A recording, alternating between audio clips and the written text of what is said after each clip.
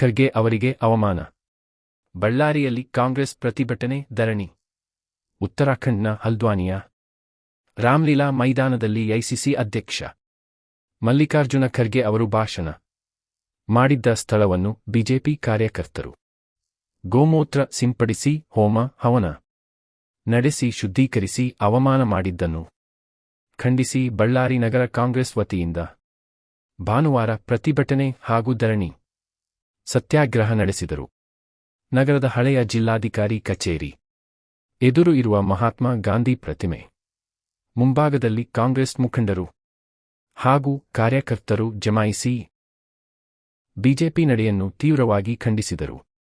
ಈ ಸಂದರ್ಭದಲ್ಲಿ ಬಿಜೆಪಿ ವಿರುದ್ಧ ಘೋಷಣೆಗಳನ್ನು ಕೂಗಿದ ಪ್ರತಿಭಟನಾಕಾರರು ರಾಜಕೀಯ ಭಿನ್ನಾಭಿಪ್ರಾಯಗಳ ಹೆಸರಿನಲ್ಲಿ ದೇಶದ ಹಿರಿಯ ರಾಜಕೀಯ ನಾಯಕರಿಗೆ ಅವಮಾನ ಮಾಡುವುದು ಪ್ರಜಾಪ್ರಭುತ್ವದ ಮೌಲ್ಯಗಳಿಗೆ ವಿರುದ್ಧವಾಗಿದೆ ಎಂದು ಆಕ್ರೋಶ ವ್ಯಕ್ತಪಡಿಸಿದರು. ಈ ಸಂದರ್ಭದಲ್ಲಿ ಮಹಾನಗರ ಪಾಲಿಕೆಯ ಮೇಯರ್ ಪಿ. ಗಾದೆಪ್ಪ, ಡಿಸಿಸಿ ಕಾರ್ಯಾಧ್ಯಕ್ಷ ಬೋಯಪಾಟಿ ವಿಷ್ಣುವರ್ಧನ್, ಮುಂಡರಗಿ ನಾಗರಾಜ್, ಎಸ್ಸಿ ಘಟಕದ ಅಧ್ಯಕ್ಷ ಯರ್ಕುಲಸ್ವಾಮಿ, ರಾಜ್ಯ ಕ್ರೈಸ್ತರ ಅಭಿವೃದ್ಧಿ ಮಂಡಳಿ ನಿರ್ದೇಶಕ ಜಿ.ಜೆ. ರವಿಕುಮಾರ್, ಕೆ.ಐ. ಚಿದಾನಂದಪ್ಪ, ಸಂಗನಕಲ್ ವಿಜಯಕುಮಾರ್, ಬಿ.ಎಂ. ಪಾಟೀಲ್ ಸೇರಿದಂತೆ ಇನ್ನಿತರರು ಇದ್ದರು. ಬೇಕೇ ಬೇಕು ದಲಿತರ ವಿರೋಧಿ ಕೇಂದ್ರ ಮತ್ತು ಇದು ಮೊನ್ನೆ ಪಾರ್ಲಿಮೆಂಟ್ ಅಲ್ಲಿ ಕೂಡ ಪ್ರಸ್ತಾವನೆ ಆಯಿತು. ಆ ಪ್ರಸ್ತಾವನೆಯಲ್ಲಿ ಕೂಡ ಎಲ್ಲರಿಗೂ ಗೊತ್ತಿರತಕ್ಕಂಥ ವಿಷಯ, ಜೆ.ಪಿ. ನಡ್ಡಾ ಅವರು ಕೂಡ ಒಪ್ಕೊಂಡ್ರು ಇದು ತಪ್ಪಾಗಿದೆ, ಅವರ ಮೇಲೆ ಕೇಸ್ ಹಾಕ್ತೀವಿ ಅಂತ.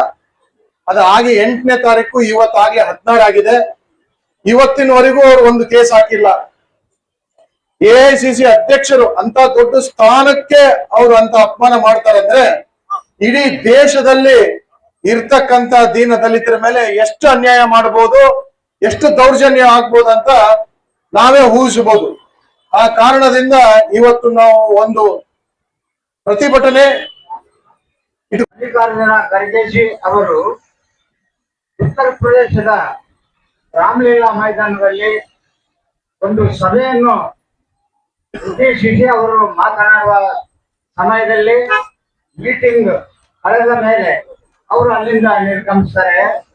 ಈ ಬಿಜೆಪಿ ಮತ್ತು ಕೋಮುವಾದಿ ಪಕ್ಷಗಳು ಏನಿದಾವಲ್ಲ, ಈ ಬಿಜೆಪಿ ಕೋಮುವಾದಿ ಪಕ್ಷಗಳು ಎರಡು ಸೇರಿ RSS ಎಲ್ಲರೂ ಸೇರಿ ಆ ನೀರೆಲ್ಲ ಹಾಕಿ ಅದನ್ನ ತೊಳೆದು ಕ್ಲೀನ್ ಮಾಡಿ ಆಮೇಲೆ ಅಲ್ಲೇ ಹೋಮ ಮಾಡಿದಂಥದ್ದು ಪ್ರತಿಯೊಬ್ಬರು ಟಿವಿಯಲ್ಲಿ ನೋಡಿರ್ತೀವಿ. ಅದನ್ನ ನಾವು ಜಿಲ್ಲಾ ಕಾಂಗ್ರೆಸ್ ಪರವಾಗಿ ಹಾಗೂ ಎಸ್ಪಿ ಘಟಕದ ವತಿಯಿಂದ ನಾವು ಅದನ್ನ ಖಂಡನೆ ಮಾಡ್ತಾ ಇದ್ದೇವೆ. ಹಾಗೂ ಇಲ್ಲಿ